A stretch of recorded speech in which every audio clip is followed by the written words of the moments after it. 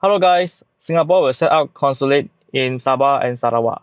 So recently our Prime Minister PMX went to Singapore for a visit and our relationship has been very good with Singapore and they even decided to set up consulate in Sabah and Sarawak. Actually I just scrolled through the social media and there was like a mixed reaction about the Singapore decision to set up consulate in Sabah and Sarawak. And some people are happy about it and some people are saying that maybe it's a waste of money or maybe it's not good because they're saying that we have very high commissioners in KL and also consulate in JB. Why do you need a consulate in Sabah Sarawak? I mean, what's the they say real motive behind all this thing? Right. First of all, I would say there's a good news, but consulate in Sabah Sarawak it's just not about helping people to get things done easier, especially dealing with Singapore. It's about the relationship. So Singapore have better relationship with Sabah and Sarawak, and also of course the whole Malaysia. And not to say that they are separate, but just that they are also part of Malaysia. But just that Sabah and Sarawak has a special autonomy when it comes to state level. In fact, Sabah Sarawak joined Malaysia with conditions in 1963, and of course along with Singapore. Then Singapore quitted Malaysia after 1965. But meanwhile, Sabah and Sarawak still stay put until today. In fact, Sabah Sarawak it's a very important partner for in whole Malaysia and also for Singapore.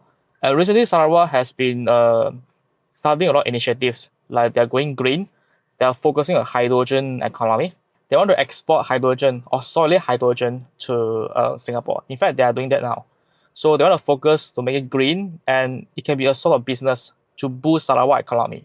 In fact, they ship the hydrogen in solid form so that those solid hydrogen can be dehydrogenated into hydrogen and to be used by Singapore industries. I think that's a perfect move.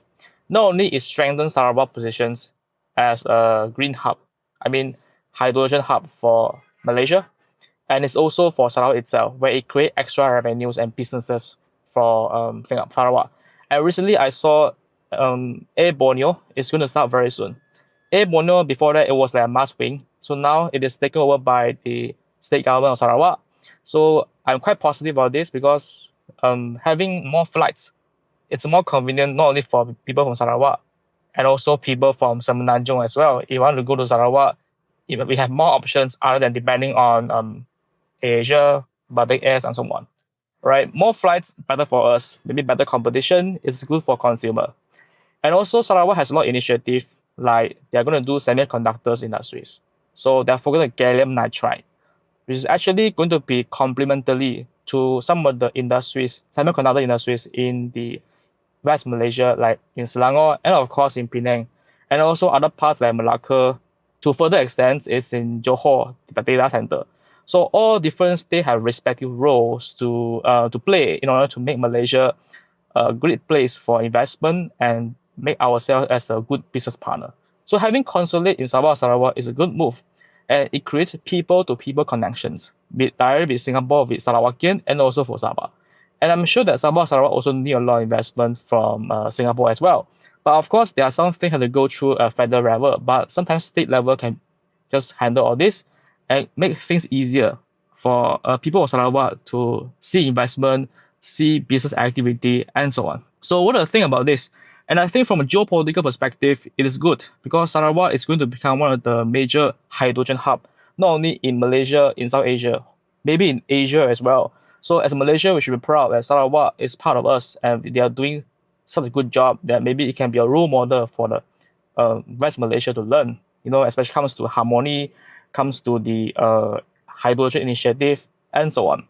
So Singapore is now coming in and set up consulates in Sabah and Sarawak. So hopefully we see changes, more development, more investment in Sabah as well, so that all people from Sabah and Sarawak can benefit from the initiative. Sabah, Sarawak, Malaysia, the whole Malaysia, and also our relationship with Singapore is closer.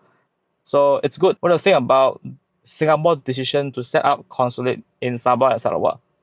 Because some people might saying that they're skeptical. I mean, why do you need to set up consulate in Sabah and Sarawak? People are labeling them as having hidden motive.